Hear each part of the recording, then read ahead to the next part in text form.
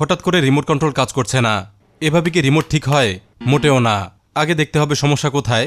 প্রথমত দেখতে হবে ব্যাটারিতে চার্জ আছে কিনা, কিন্তু কিভাবে চেক করবেন? এজন্যই আছে চমৎকার এই ডিভাইস।